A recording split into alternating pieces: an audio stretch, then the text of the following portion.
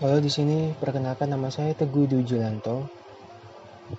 NPM saya 17621-027. Saya dari jurusan Sistem Informasi Universitas Yapis Papua. Di sini saya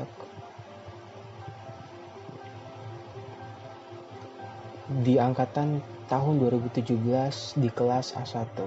Di sini saya akan membuat video mengenai sistem informasi penyewaan kos kasron, di mana tugas ini diberikan oleh dosen pengampu kami, Ibu Siti Nur Alam, STMT, untuk tugas manajemen proyek sistem informasi. Our process, yang pertama kita akan melakukan analisis kebutuhan, yaitu requirement analysis. Yang kedua ada perancangan sistem atau desain. Yang ketiga ada pembuatan sistem atau implementation.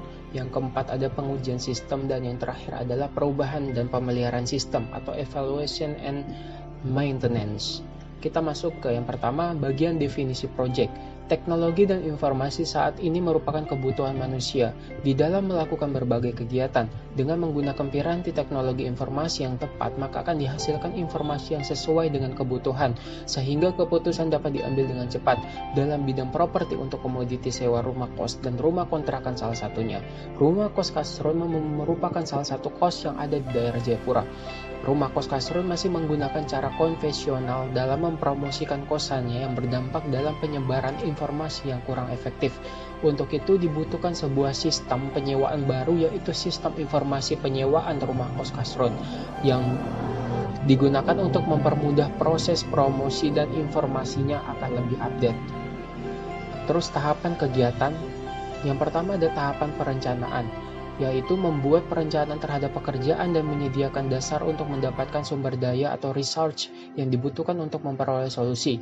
Yang kedua ada tahapan analisis, di mana analisa terhadap kebutuhan pengguna sistem perangkat lunak atau user dapat mengembangkan kebutuhan user, membuat dokumen kebutuhan fungsional. Yang ketiga ada tahapan desain. Setelah persyaratan dipahami, perancang dan pengembang dapat memulai mendesain software. Tahapan ini akan menghasilkan prototype dan beberapa output lainnya, meliputi dokumen berisi desain, pola, dan komponen-komponen yang diperlukan lainnya untuk mewujudkan proyek tersebut. Setelah spesifikasi, kemudian dilakukan perancangan sistem sebagai tahapan kelanjutannya. Tahap ini ialah tahap di mana seluruh hasil analisis dan pengembangan atau pembahasan tentang spesifikasi sistem diterapkan menjadi rancangan atau cetak biru sebuah sistem. Tahap ini disebut sebagai cetak biru, di mana sistem sudah siap untuk dikembangkan, mulai dari implementasi, analisis sistem, hingga tenaga pendukung sistem yang akan dikembangkan. Yang keempat ada tahapan implementasi.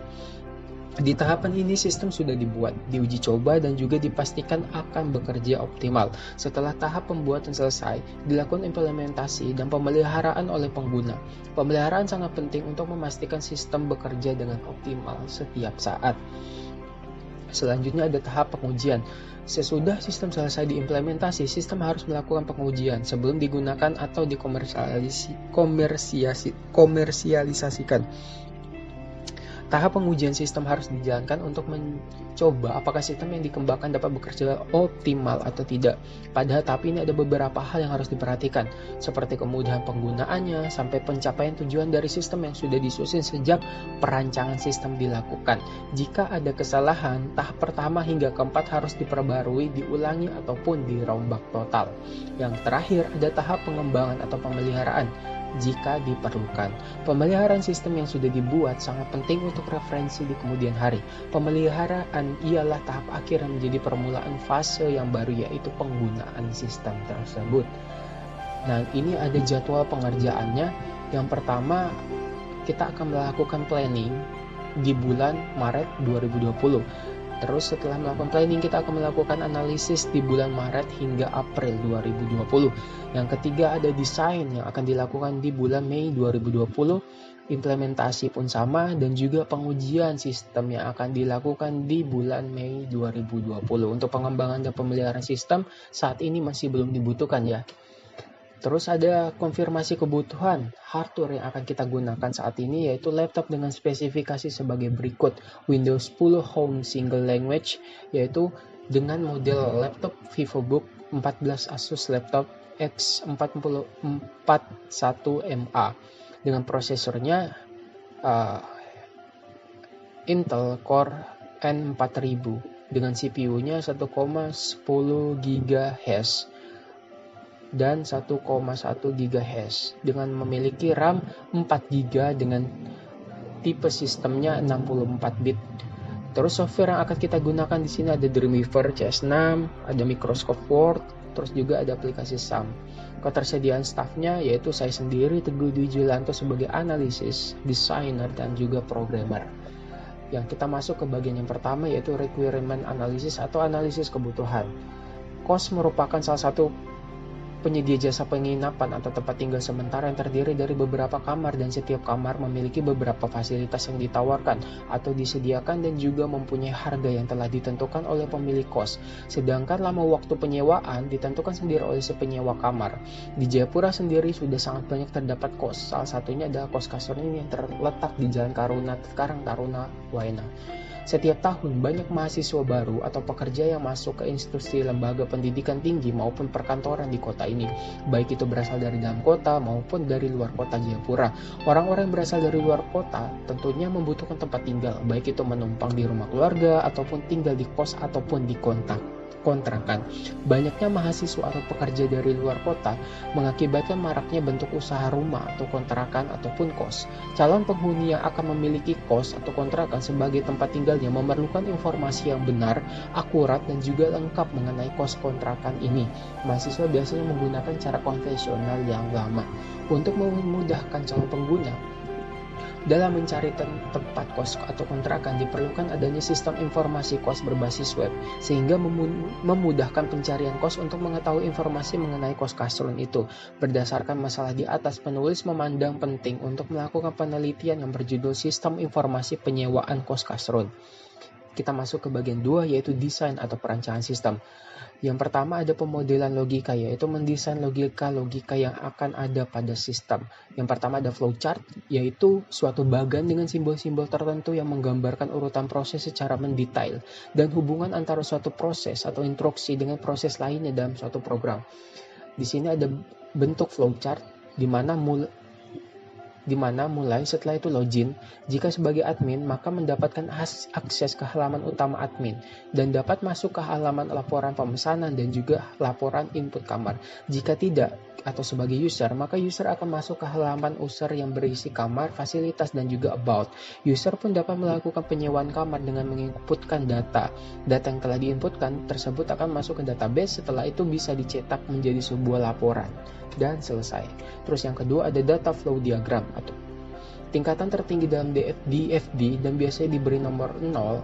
Semua entitas eksternal yang ditunjukkan pada diagram konteks berikut aliran-aliran data utama menuju dan dari sistem. Diagram ini sama sekali tidak memuat penyimpanan data dan tampak sederhana untuk dicetakkan. Nah, berikut adalah bentuk DFD-nya. Admin menginputkan data admin dan data kamar. Proses lainnya bisa dilakukan oleh user dengan mengisi data penyewaan kamar ke dalam sistem. Informasi penyewaan kos kasron setelah berada dalam database penyewaan, selanjutnya data tersebut dapat disimpan kapanpun menjadi laporan yang akan dilihat oleh pemilik kos. Terus yang selanjutnya ada rancangan database. Basis data dapat didefinisikan atau diartikan sebagai kumpulan data yang disimpan secara sistematis di dalam komputer yang dapat diolah atau dimanipulasi menggunakan perangkat lunak, program atau aplikasi untuk menghasilkan informasi. Dalam pembuatan database ini menggunakan aplikasi SAM. Nama database yang digunakan yakni reservasi kos yang berisi 9 tabel di dalamnya. Selanjutnya ada pemodelan fisik, di mana di sini ada halaman utama, tampilan halaman utama, di mana terdapat 3 tombol utama yaitu home, kamar, dan juga login.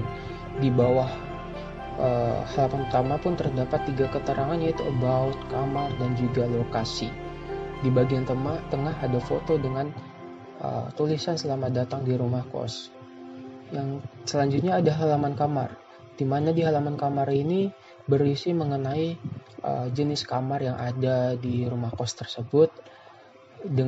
Akan tetapi di halaman utama kamar ini tidak terdapat tombol reservasi. Selanjutnya ada halaman login. Di sini adalah dua halaman login, yaitu login user dan juga login sebagai admin.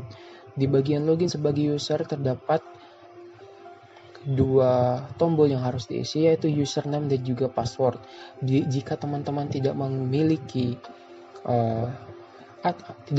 akun sebelumnya, teman-teman bisa melakukan atau mengklik register.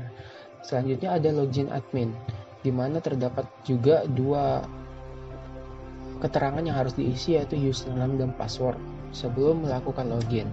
Jika teman-teman tadi tidak memiliki akun user, teman-teman bisa mengklik tombol register dan akan masuk di halaman register yang berisi data-data pribadi seperti nama, username, password, alamat, tanggal lahir, jenis kelamin, dan juga nomor HP.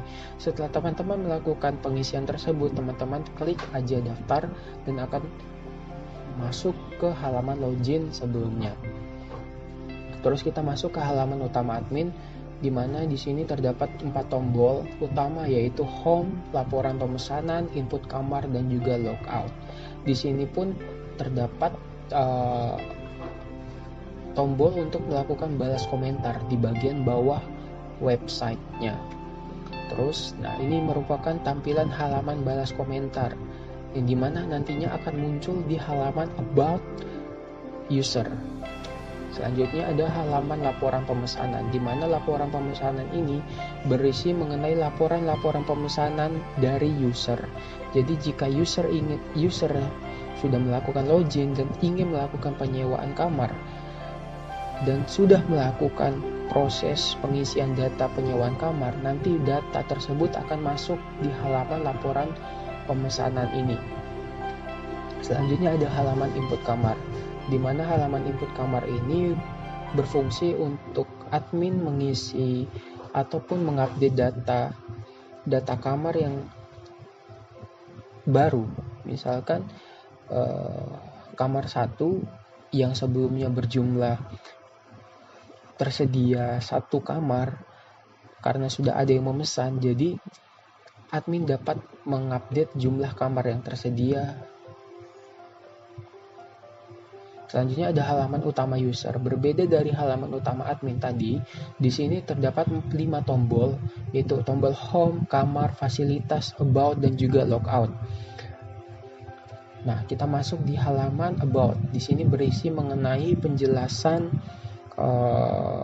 data singkat, data pribadi pembuat website Koskastron tersebut.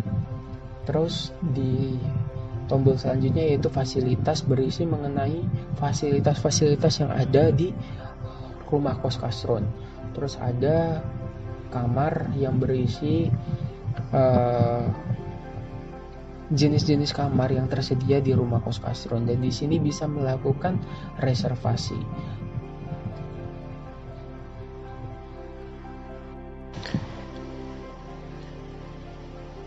Selanjutnya di bagian 3 ada implementation atau pembuatan sistem. Ini adalah implementasi dari desain sebelumnya, yaitu menu utama di sini, di mana untuk pemilihan warna website tersebut kami lebih memilih condong ke warna putih atau warna dasar, karena menurut kami user interface-nya mudah untuk dilihat semua orang dan juga tidak membuat website tersebut terlihat seperti penuh dan lebih nyaman untuk mata. Di sini ada halaman kamar di menu utama, halaman login admin, dan juga halaman login user. Terus ada halaman register. Terus ada halaman utama admin, halaman laporan pemesanan di admin, halaman input kamar, dan masuk ke halaman utama user. Ada halaman about, halaman fasilitas, halaman kamar, halaman reservasi kamar.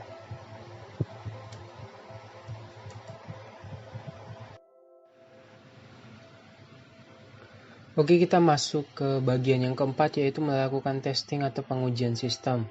Teman-teman sebelumnya harus menyalakan dulu SAM-nya dan juga langsung masuk ke browser yang teman-teman gunakan. Nah, langsung kita tulis localhost. Kita search localhost sesuai dan juga nama file yang teman-teman pakai, yaitu misalkan saya punya reservasi kos. Kok masuk?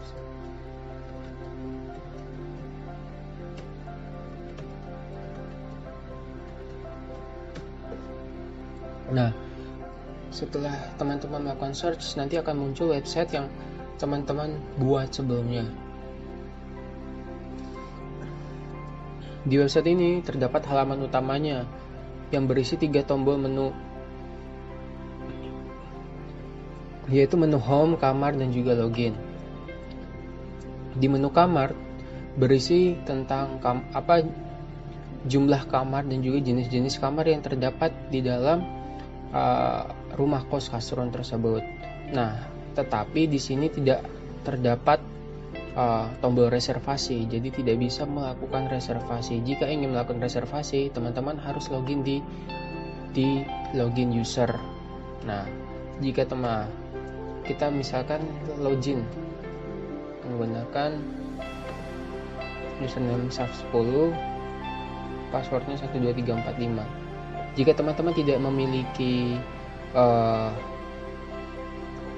akun, teman-teman bisa melakukan register di sini.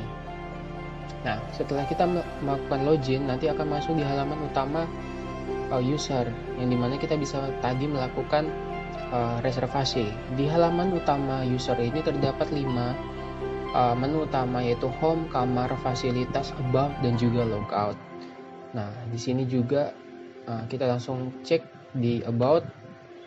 Di halaman about berisi mengenai tentang latar belakang ataupun informasi mengenai pembuat website tersebut, dan di sini juga terdapat kolom komentar yang bisa digunakan oleh user untuk berkomentar dengan admin. Nah, di fasilitas berisi mengenai halaman fasilitas berisi mengenai fasilitas yang ada di rumah kos Kasron tersebut. Nah, di halaman kamar berisi tadi mengenai kamar yang jenis-jenis kamar yang ada di rumah kos Kasron tersebut. Nah, jika ingin melakukan reservasi, kita bisa mengklik tombol reservasi di sini, dan nanti akan muncul tampilan baru, yaitu pengisian data yang akan diisi untuk memesan kamar atau memesan kamar tersebut. Yaitu misalkan hari Jumat, namanya Teguh, nicknya 111, misalkan Jalan Expo, misalkan kita melakukan pesan. Nah, jika pesan kita berhasil, akan muncul keterangan seperti ini, dan langsung kita klik OK. Setelah itu akan muncul halaman pembayaran, di mana di sini terdapat beberapa bank yang sudah dimasukkan oleh pemilik kos Kasron tersebut. Dan jika teman-teman ingin melakukan print bukti pembayaran setelah teman-teman membayar, nanti klik bagian sini dan akan muncul data pembayaran yang teman-teman akan gunakan nantinya. Ini yang baru. Dan jika teman-teman ingin melakukan print, klik print di sini. Selanjutnya kita masuk ke bagian admin. Kita akan login dulu di bagian admin. Kita login admin.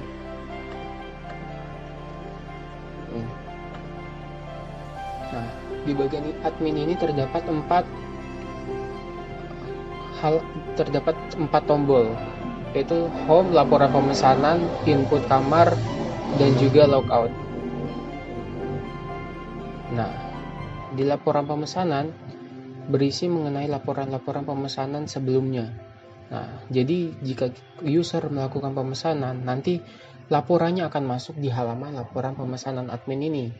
Gitu. Ini adalah laporan pemesanan yang terakhir yang tadi kita pesan. Nah, untuk input kamar sendiri, ini berfungsi untuk admin melakukan penginputan kamar yang tersedia. Misalkan kamar 1 yang tadi kita pesan, yang awalnya berjumlah 1, kita pesan berarti habis. Nah, admin dapat mengupdate jumlah kamarnya di sini. Tinggal masukkan nama kamar 1, harganya 900.000, stoknya dari 1 menjadi 0 input, dan setelah itu melakukan input kamar. Selanjutnya kita masuk di bagian yang kelima, yaitu evolution dan maintenance atau perubahan dan pemeliharaan sistem, di mana di bagian 5 ini sebenarnya pada saat ini belum dibutuhkan karena belum adanya sesuatu yang harus kita rubah. Karena di bagian kelima ini harus kita melakukan sebuah testing kepada penggunanya, apakah menurut mereka ada yang kurang atau ada kesalahan atau ada bug di dalamnya. Setelah itu jika ada, baru kita bisa melakukan evolution dan maintenance. Untuk itu menurut kami atau menurut saya bagian kelima ini belum bisa digunakan. Sekian presentasi video penampilan dari saya pribadi. Mohon maaf apabila ada kesalahan kata maupun ucapan. Wabillahi taufiq wal hidayah. Wassalamualaikum warahmatullahi wabarakatuh.